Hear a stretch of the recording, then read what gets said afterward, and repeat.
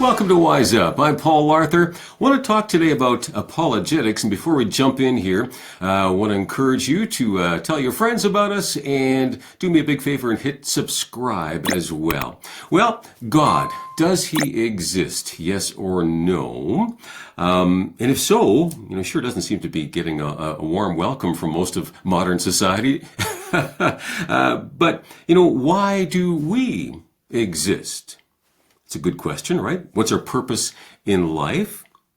And as Christians, how can we effectively chat with our neighbors, our coworkers, our friends, so forth, about the reality of God, sharing our faith with others? So that's what we're going to chat about today. Our guest is Dr. Mark Farnham. He's a director of Apologetics for the Church and also the author of Every Believer Confident, subtitle Apologetics for the Ordinary Christian. Okay, for you and me. Apologeticsforthechurch.org is the website. You can get the book wherever you get your books. So good to have you with us, Dr. Farnham. Thank you. It's a delight to be here. You bet. Lots to talk about. Can you first of all just give us a brief snapshot of what your book is about? The book is designed to help Christians who want to share their faith well and defend their faith well. It takes them from ground level, the basic desire to do that, to an idea of how to do that well, some things to understand, and then some strategies for doing that. And the book is based on the command in 1 Peter 3:15 and 16 for every Christian to always be prepared to make a defense or give an answer for the reason for the hope that's in us. So the goal of the book is that any Christian who picks this up can find in it a help that they can then begin to engage unbelievers in their life, their roommates, their friends, their coworkers, their family members, their neighbors, and to do it well and with confidence. Okay, and you believe anybody can do it, right? Any Christian can, yes, because the indwelling Holy Spirit and the power of the gospel to save anyone. There's just a few things that ordinary Christians, and what I mean by that is people who are not professors or pastors, just an ordinary Christian, that they should be able to do that with the unbelievers in their life, defend and proclaim the gospel. Mm-hmm. And people have all kinds of questions about life, about God, right? Does God exist? Yes or no? So what are some of the best ways to engage with others about these important questions? One of the things I talk about in my book is understanding that before I jump in and talk about Jesus, share the gospel, it's actually more effective to first find out what the other person believes. So I encourage people to ask questions like, what's your religious background? And what do you think is wrong with the world? Is there a God out there?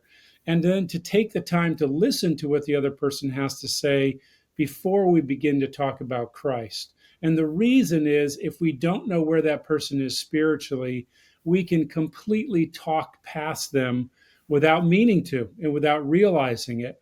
Whereas if we know where they are spiritually and what they believe, we can focus our gospel presentation to where they are. I like that approach. I really do.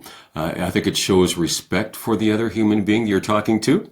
Right? They're made in God's image. So we're actually, everything we're supposed to be doing is supposed to be done out of love, right? That's who God is. So if we're reflecting who he is, we're going to be caring. And if that person knows that we're actually taking the time to listen and hear what they think, that opens the door, doesn't it, to a back and forth conversation?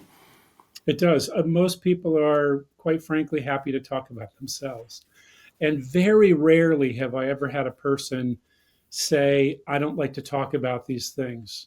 Most people I encounter, when I ask them what their religious background is or what they think is the major problem in the world, most people have an opinion and they're happy to talk about it.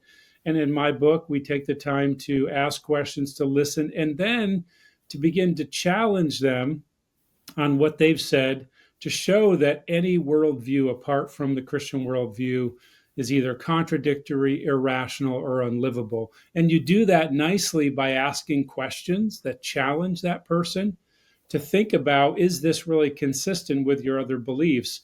And you'd be amazed at how easily it is then to get into a deep conversation about spiritual things with a person that may not have responded well had you just unloaded the gospel on them to begin with. Yeah, that makes sense to me. And I know in your book there you share a story too of somebody who did not want to talk to you about spiritual things, and so you said okay, and you carried on. You didn't invade the person's space, and 10 minutes later the person actually came back to you and you started up the conversation. That's Right. great. Yeah. So it's just showing respect, I think, both ways.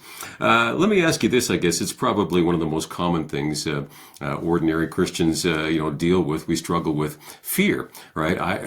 Okay, you want me to talk to this guy, Lord? Really? You kind of sense that nudge. I think I want you to talk to this person about me, and we're like really scared to do so. I mean, it's a natural thing, I think, right?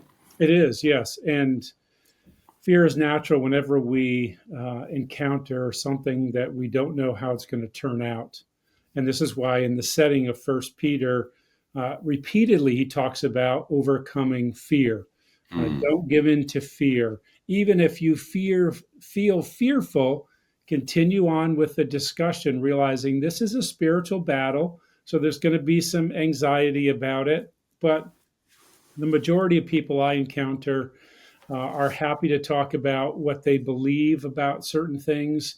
And when you start to make that a regular part of your life, talking to unbelievers, the fear does start to dissipate. When you realize all God's called me to do is start a conversation with this person, I can do that and I'll trust God to see where it goes. Hmm. Yeah, a big part of it is simply trusting that God's going to do something here. So probably the most common issue that comes up is, the existence of God. So does God exist? That question is going to come up if you're talking with a coworker or a neighbor or whatever, a friend. So any thoughts on how to negotiate that? Again, you're talking about, well, first of all, maybe asking them some questions, right? About, what do you think? Yes, I mean, this comes to us in several ways. People might ask us, "Does God exist?" My response would be, I believe he does, and I'd be happy to share that with you as the reason why I believe it. But what do you believe about God? Hmm. Many times it comes in the form of, if you want me to believe in God, prove that he exists. And Right. the best way I've found to deal with that, again, is to ask questions, to ask the question, what would it take to prove God exists to you? So again, you're putting the ball back in their court. And sometimes I've had people say, that's a good question. I don't know what I'm looking for. Other times they say, well, I'd want God to appear to me and to do something that I knew would be miraculous. And I would press them a little further. Okay, what would God look like? And what would he have to do that would prove that he exists to you? So helping that person figure out what they're looking for before I begin to present the evidence puts them in a place quite often where they're more willing to hear what you have to say. And a lot of times people will conclude, I would want God to appear to me in some way that I know he was real and tangible and to do some miraculous work that is unexplainable. And I say, I'm so glad that you said that. Can I take you to the Gospels where God came down and didn't just appear to one person, but to tens of thousands of people in his lifetime, lived here for 33 years, was tangible. They could touch and taste and feel, as John says in 1 John 1. And he did miracles that they could not explain. What do you know about Jesus? And in that sense, we move from this impossible idea, this impossible standard of proving God exists, we bring it down to what do you know about Jesus? Hmm. But then they're going to come in. They're going to say, "But Mark, you're talking about the Bible. I mean, this is a book written. I mean, we really don't know what was in there originally because it's been written so many years ago and written by men, not by God. It's really not something we can trust, right? That's going to come up, isn't it?" It very well might. And again, we return to questions. I would ask the question, have you ever read the Bible? Or what do you know about the Bible? Many times people say those things because they saw a video online or they Hmm. heard something, or maybe they were raised in church, but they've never actually read the Bible themselves. Or I might ask the question, so why is it a problem to you that the Bible is 2,000 years old Hmm. or and older, or that it has been translated so many times? Why is that a problem for reliability? Again, I'm putting the ball back in their court, so they have to answer the reason why they think that's an objection. And the vast majority of people you encounter really don't know. They've just heard Hmm. this, or they've just encountered this idea, or it gives them an excuse not to believe. And when you begin to push back like that, which again, any Christian can learn to do, you'd be surprised how quickly the organized opposition in a person's heart begins to crumble because they really don't know what they're talking about. Yeah, again, most people haven't taken the time to think that through. Their own belief systems haven't had time to think them through. Why do they believe what they believe?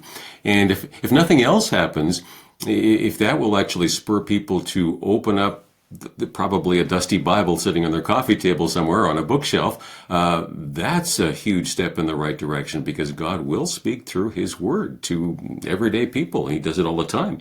So, yeah, if you're just joining us again, the book is called Every Believer Confident, Apologetics for the Ordinary Christian, and you can get that at Amazon or wherever you shop. Apologetics for the Church. .org, and again, our guest, Dr. Mark Farnham. So probably the other big question that we encounter is the problem of evil and suffering. That, I mean, it's just, that comes up all the time. And, people honestly struggle with that. They look around the world, they see the violence, they see the injustice and hunger and sickness and these kinds of things, and they go, yeah, you're telling me God exists, that He's good, and I'm seeing this pile of mess here. We go back to questions. I would ask a person, have you encountered evil and suffering yourself personally? Is that where this question's coming from? Again, one of the things I teach in my book is that we treat other people, as people made in the image of God for whom Christ died. So I should have a holy curiosity about every person I meet. So when someone asks this very important question, probably the number one objection to the Christian faith, I want to find out, is this because you see on the internet all the suffering in the world, which there is, or have you experienced it personally? I want to make sure that I communicate Hmm. care, compassion for them, and not just mistakenly think they're looking for an intellectual answer. They might be, but I don't know that unless I ask this question. Then I will ask them, what is the alternative? Okay, if the Christian God does not exist, let's say you're talking to someone who doesn't believe in God at all. My Hmm. question to them would be, so what's wrong with the world? If there is no God who created the world perfect before it fell into sin and was under a curse, then this is the way the world is supposed to be. This is the way natural selection works. It weeds out the weak. So why do you have a problem with evil and suffering in the world? And by the way, where do you get the grounds to call evil evil? Is there really a moral category of evil, or do you mean just by that word something you don't like? And my guess is most people mean when they say evil, this is more than just something I don't like. There's something inherently wrong. Well, that makes sense in a Christian worldview. So I want to ask the person, if there is no God, what's the alternative to evil and suffering? This is the way the world is supposed to be. There is no one in charge. Suffering has no ultimate purpose. And most of the people that do evil will never be brought to justice. And yet that goes against the very intuition people have in asking this question. They Yeah. want they want an answer. What is the meaning? Well, if there is no God, then there is no meaning. They want to know, will those who do evil be brought to justice? Well, most people in this world who do evil will not be brought to justice. But if we believe in the Christian God, we know that He knows all things and someday will bring justice to evildoers. And by the way, where is evil? Is it out there somewhere, like in the atmosphere, or is it in our hearts? So before I begin to explain the Christian explanation for evil and suffering, I want to leave them with fewer options and show them that the typical answers just don't work. What you're looking for is this to make sense. And I Hmm. say that the Christian worldview can make sense of evil and suffering, even while we walk by faith, not knowing why God allows certain things, but knowing that He will make all things right. And He's begun to do that in the cross of Christ. And again, redirecting them to the issue of the atoning work of Christ on the cross and His resurrection as the beginning of an answer for overcoming evil. Hmm. Well, what do you say to somebody who says, well, if God is God, why doesn't he stop all this evil? He Mm. could do that, right? He could just jump in and stop it. Why would he allow all these bad things to happen to good people? Yeah, it's a great question. First of all, I would say, and I know you know this, that there are no good people. The Bible's very clear. There's none righteous, no, not one. So if God were to deal with evil justly, deal with every person in the world based on their sin, we'd all be guilty. Yeah. Therefore, we'd all be in trouble. Secondly, I would say I don't know why God allows certain things to happen, but I do know this: He can have reasons that I can't understand or comprehend. And the fact that He has given His innocent Son to die for my sins so that I don't have to suffer the ultimate just punishment for my sin, the ultimate suffering. If He's given me His innocent Son for me, then I can trust Him for the temporary suffering in this life now.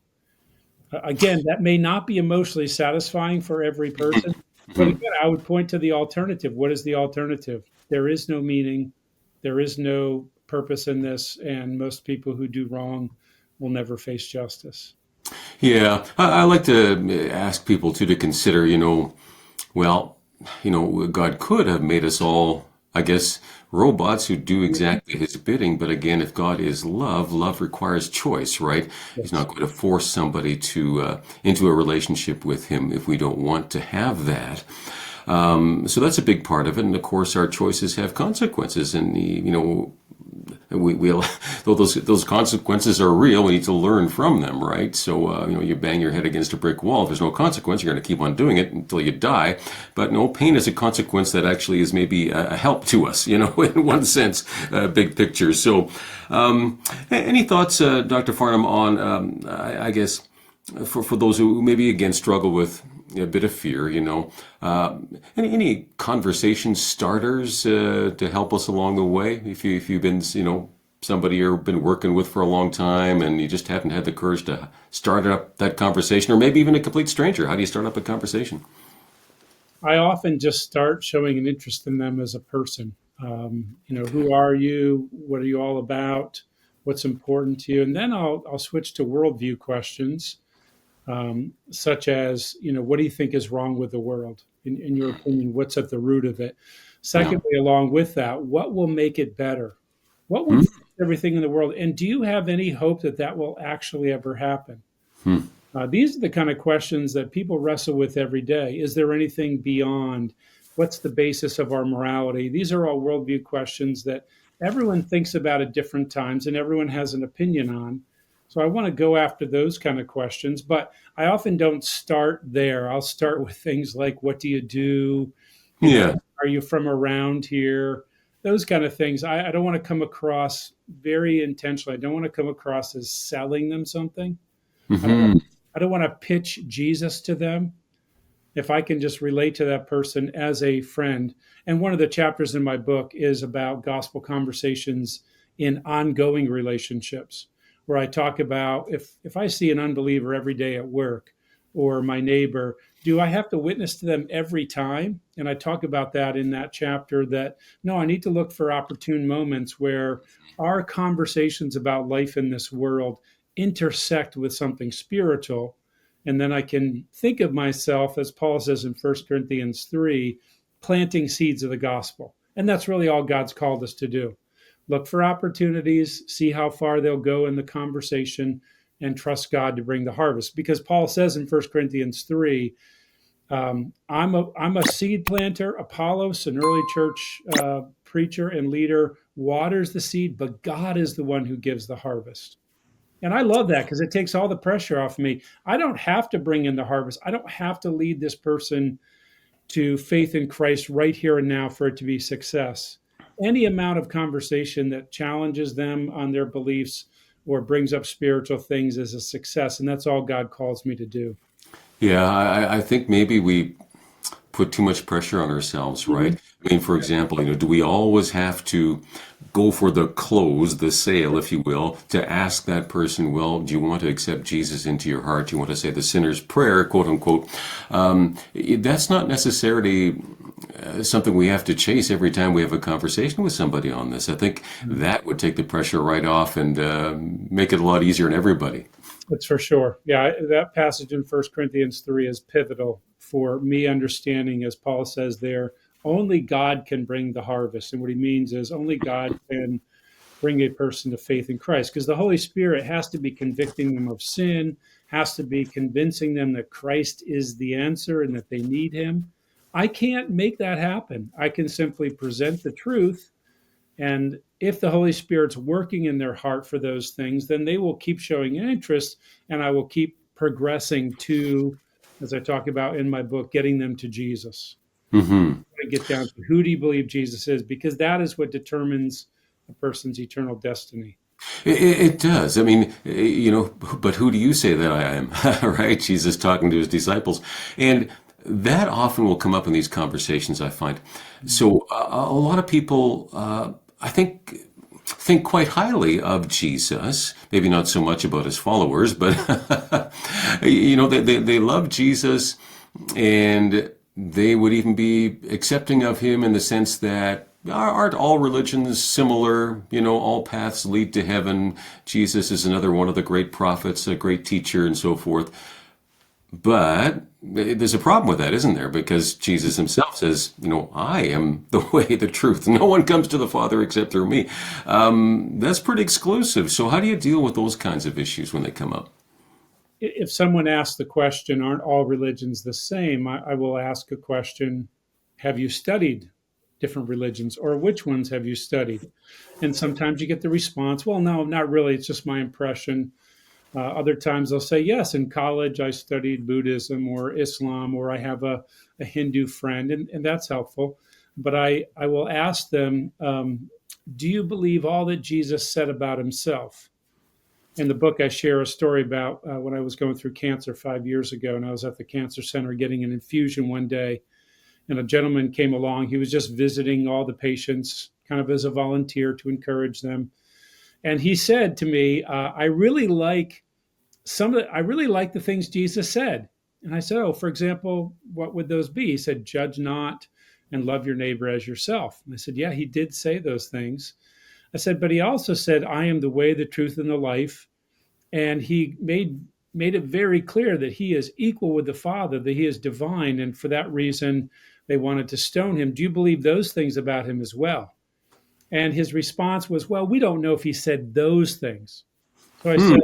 I said, oh, so you believe he said the things that you're comfortable with, but the things you're not so sure about, you just disregard. I said, that's not very intellectually honest. And he kind of stiffened, like, and I said, really, if I wasn't a Christian, I would have no respect for Jesus. And he said, why would you say that? I said, because Jesus claimed to be God. He claimed to be the only way to be reconciled to God. He claimed to be the Messiah. If he was not those things, then he was a liar, or as C.S. Lewis says, a liar or a lunatic on par with the devil of hell. So I said, either accept it all or not nothing. And that really challenged him. He said, I think I need to go back and read the Gospels again. I said, I Hmm. think you do. I said, we should accept everything Jesus said about himself or nothing. But if we start picking and choosing, that's not honest. Yeah, for sure. Again, you're putting the ball back into his court, Mm. making him think through, why he's thinking those thoughts and saying those words. Science disproves God, of course, right? That comes up a lot. We are here because of evolution, not creation. So, what's again the response to that? I mean, you're going to ask some questions, right? Yes, ask questions. And again, this is a big part of my approach in the book is by asking questions, it relieves me of having to always know what to say. That's one of Hmm. the biggest fears people have. How could I ever possibly learn? Well, I don't know everything there is to learn about apologetics and evidences and arguments. But if you realize that I can ask questions that diffuse their challenges, then I don't have to learn as much and I can begin witnessing to people right away. So if they say that about science, I might say something like, what specifically do you think science has disproved in Christianity? Or what specific problem do you think science presents for Christianity? Now, they may come up with something that they think is a problem, and I'll try to answer that. But they might also really struggle to know um, how that is a real challenge to Christianity. The most common one is that people think that Christianity and evolution are two competing worldviews, which they are, because evolution is a mindless, random approach, and Scripture is very clear of God's direct creation of the world, designed for certain purposes. I will point them to the implications if evolution is true. Very much like what I said earlier. If evolution is true, then the suffering that we see in nature is just the way evolution works, natural selection. We should applaud it, but we don't. When people suffer, we grieve. And I would ask them, is that just a misplaced leftover from the evolutionary project that we should get over our grief over losing people because this is the way nature works? Or does our intuition tell us something further about who we are and why we long for things to be different? But I would also point out that, there are many, many Christians who are scientists. And if those things are truly Yeah. opposed to one another, that would not be possible. Hmm. I'm running out of time here, but I appreciate how you end the book here as well. You encourage people to do their homework, to actually practice sharing their faith with other people, right? Yes. Yeah. It's a great way to do a role play with someone. So you can practice to know, here are the questions I can ask. Here's how I can respond. I think we actually need to take that seriously. I love that. Again, if you're just joining in here, the book is Every Believer Confident, Apologetics for the Ordinary Christian. You can get that online anywhere, and apologeticsforthechurch.org is the website. Thank you so much, Dr. Farnham.